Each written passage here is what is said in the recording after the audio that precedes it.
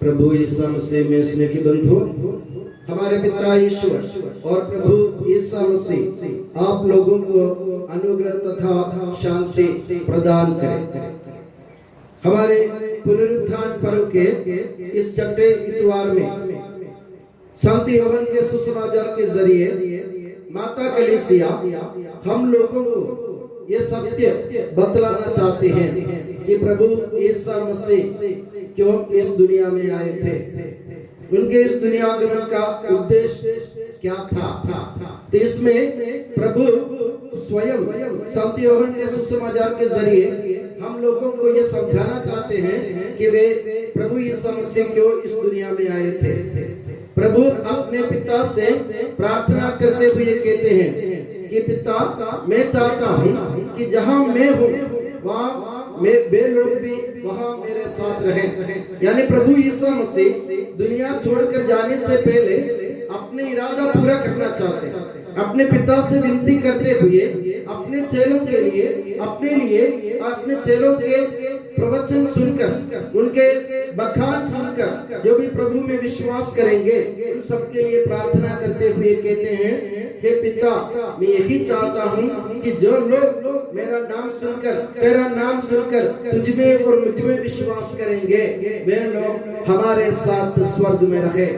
तो प्रभु यीशु मसीह चाहते हैं कि हम लोग को मुक्ति मिले, हम लोग को प्रभु के साथ स्थान मिले, क्योंकि दुनिया में हम परदेशी है, प्रवासी हैं, और हमारे इस परदेशवास को समाप्त करने के लिए, प्रवासी जीवन से हमको बचाने के लिए, गुलामी से हमको मुक्ति दिलाने के लिए, दास्ता हमसे दूर करने के लिए, पापों से हमें मुक्त करने के लिए और हमें अनंत जीवन प्रदान करने के लिए पिता ने प्रभु यीशु मसीह को भेजा।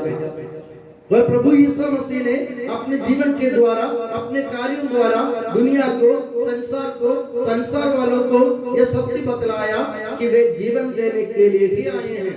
प्रभु यीशु मसीह के हर कार्य आप देखिए, उनमें जो जब अंधों को दृष्टिदान देते हैं, जब लंगड़ों को चलने की शक्ति देते हैं, जब बहरों को सुनने की शक्ति देते हैं, जब बीमार लोगों को हाथ पकड़कर खड़ा करते हैं, यहाँ तक कि मृत लाजरुस को और जायरुस की बेटी को, नाइन की विधवा के लड़के को उन्होंने जीवन दान दिया, मृत्यु से बचा लिया। तो प्रभु ने अपने कार्यों से साबित कर दिया कि मैं किस उद्देश्य से इस दुनिया में आया हूँ।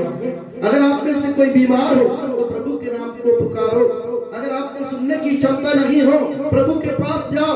अगर आप लंगड़े हो, ये विश्वास करो कि मेरे हाथ थामने के लिए मेरे प्रभु यीशु मसीह मेरे पास, मेरे साथ खड़ा है, तब जाके मुक्ति संभव होगी। और प्रभु कहते हैं, मैं चाहता हूँ, या प्रभु पिता ईश्वर से कहते हैं, मैं चाहता हूँ कि जो मेरी बात सुनेंगे, जो मुझ में विश्वास करेंगे, वे स्वर्ग राज्य के अधिकारी हो जाए। आखिर हमारी इस दुनिया में जीने का उद्देश्य क्या है? जैसे मैंने कहा, परदेशी है, ये हमारा असली घर नहीं है, ये हमारा असली देश नहीं है, हमारे देश स्वर्ग है। किसी भी धर्म में आप पूछिए लोगों से, आप क्या चाहते हैं, वे ये बोलेंगे कि हम प्रभु के साथ, ईश्वर के साथ स्वर्ग राज्य में रहना चाहते हैं। हिंदू लोगों से पूछे, वे लोग बोलेंगे हमको वैकुंठ जाना। ईसाई लोगों से पूछे, वे लोग ईश्वर के राज्य में, स्वर्ग में जाना है। मुस्लिम लोगों से पूछे तो वे लोग बोलेंगे हमको जन्नत में जाने की जरूरत है। तो मेरे प्यारे बंधु, हम सबका इरादा एक है, सभी धर्म के लोगों के इरादे है कि ईश्वर से मिलना है। और यीशु मसीह ने तरीका बता दिया। तरीका क्या है कि हमें एक सूत्र में, प्रेम के सूत्र में बंधे रहने की जरूरत है। मैं अपने राग अलापता हूँ और हम आप लोग अपने राग अलापते, हम आपस में काटते पीटते और हम लोग आपस में लड़ते भिड़ते, तो ईश्वर के राज्य में हम पहुंच नहीं पाएंगे किसी भी हाल में। इसलिए प्रभु यीशु मसीह कहते हैं, प्रभु यीशु मसीह पिता से विनती करते हैं, हे पिता, जैसे तू मुझ में है मैं तुझ में हूँ, और मैं जैसे मैं तेरे आदेशों का पालन करते हुए इन लोगों को मैंने प्यार किया, वैसे ये लोग भी प्यार के सूत्र में बंध जा। तो मेरे प्यारे बंधु, धर्म ना देखे, जाति ना देखे, कौन से प्रांत का, कौन सी जाति का, कौन सी वेशभूषा का, और कितने अमीर है, कितने गरीब है, कोई प्रभु नहीं देखता, हम लोग आपस में देखते हैं। इसलिए प्रभु कहते हैं, जो तुम्हारे सामने खड़ा है वो तुम्हारा भाई है, तुम्हारी बहन है, उनका हाथ हाथना सीखो, उनका साथ देना सीखो।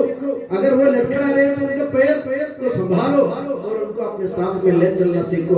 और प्रेम के सूत्र में जब तक तुम आपस में नहीं बंधोगे, तब तक तुम ईश्वर के राज्य में पहुंच नहीं पाओगे। इसलिए पिता ईश्वर से प्रभु यीशु मसीह विनती करते उनको एक बना ले, सारे संसार को एक बना ले, यानी एक ईश्वर में विश्वास करते हुए ईश्वर के राज्य में पहुंचने के लिए प्रेम के साथ विश्वास के साथ आगे बढ़ने के लिए हमें समर्थ बनाने के लिए प्रभु यीशु मसीह पिता से प्रार्थना करते हैं।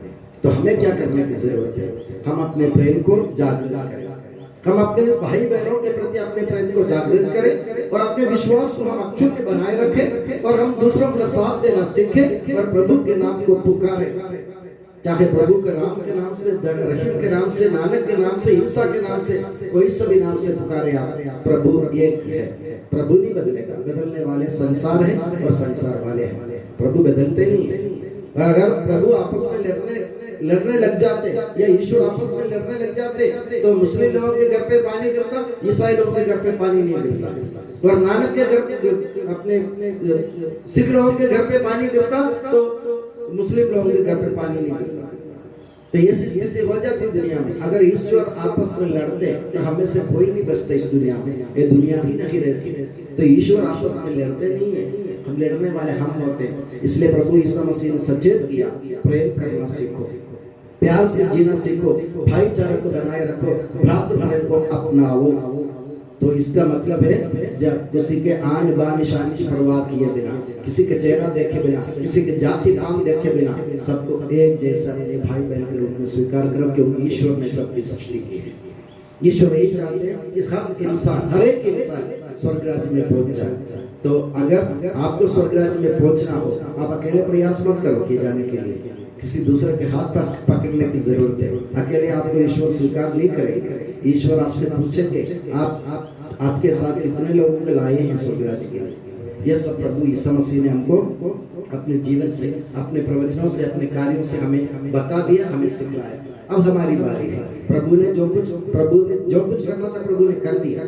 यहाँ तक कि प्रभु ने अपने इस क्रूस पर, जो क्रूस आपको सामने दिख रहे हैं, उस क्रूस पर प्रभु ने अपने जीवन की आहुति दी। इसलिए दी कि हम लोग समझ जाए कि जो अपने प्राण दूसरों के लिए अर्पित करता है बाकी स्वर्ग राज्य में प्रवेश कर सकता है।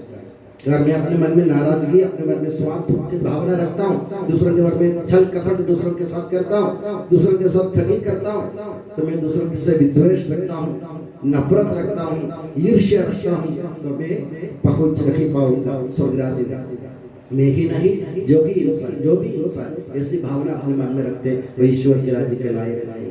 तो ईश्वर के राज्य के लायक बनने के लिए जैसे प्रभु यीशु मसीह ने कहा, हम एक दूसरे के हाथ पकड़े, हम एक दूसरे प्रेम के साथ, प्रेम के सूत्र में बंध जाए। जैसे एक ही माला में अनेक प्रकार के फूल पिरोए जाते हैं, तब जाके एक माला बनती है ना। आप जानते फूलों की माला में कितने प्रकार के फूल पिरोते हैं, है ना। उज्जैन जाते माला लेने के लिए हमको मिलते हैं, कभी सेवंती के फूल है, कभी गुलाब के फूल है, कभी गेंदे के फूल है, बहुत सारे फूल एक ही माला में, वो आपस में लड़ते नहीं है। तो उसी तरह हमें भी एक ही माला में, प्रेम की माला में बंधे रहने की जरूरत है। हम प्रभु से दुआ करें, हमें प्रेम करना सिखाए, हमें भ्रातृ प्रेम करना सिखाए, हमें दूसरों का साथ देना सिखाए, हमें दूसरों का हाथ पकड़ना सिखाए, यहाँ तक अपने प्राण को दूसरों के लिए अर्पित करना हमें सिखाए। तब जाके हमें मुक्ति प्राप्त होगी और प्रभु यीशु मसीह के कार्य इस दुनिया में सफल होगा।